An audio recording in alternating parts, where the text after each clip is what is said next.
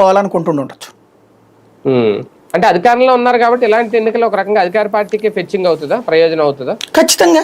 ఇంకోటి ఏంటంటే ఇక్కడ వీళ్ళలో ఆత్మవిశ్వాసం ఎంత పెరిగింది అనేది. ఇప్పుడు వీళ్ళు ఆర్గనైజ్డ్ గా పార్టీ నడిపించగలుగుతున్నారా ఇంకా వైసీపీ? లేదు. ప్రస్తుతానికి కాస్త యాక్టివ్ అయింది వాళ్ళకి సంబంధించిన గ్రౌండ్ లెవెల్ కార్యకర్తలు.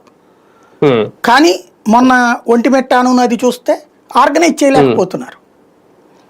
రాజకీయం ఎట్లా చేయాలో తెలుగుదేశం చూపెడుతోంది వీళ్ళకి, ఎలా చేయకూడదో జగన్ చూపెట్టినట్టయింది. చూడ అంటే గ్రౌండ్ లో జరిగే ఎన్నికలు కాబట్టి టీడీపీకి ఏమి పరీక్ష అవదా ఇది? ఏం నేను అంటున్నాను కదా, నాకు తెలిసి 100కి 90% కొడతారు వాళ్ళు.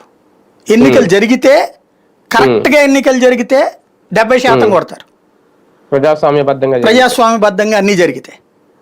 లేదు ఈ టైపులో 90-95% జరిగినా ఆశ్చర్యపోనక్కర్లేదు. ఎలా చూసుకున్నా వీళ్ళకే ఫెచ్చింగ్, అధికార పార్టీకే ఫెచ్చింగ్. రైట్, చూద్దాం. మొత్తానికి మళ్ళీ ఎన్నికల సందడి రాబోతోంది ఆంధ్రప్రదేశ్ అంతా. నిజంగా 3 నెలల ముందు జరిపిన జనవరిలో జరిపేసినా సరే ఎప్పటి నుంచి ఆగస్టు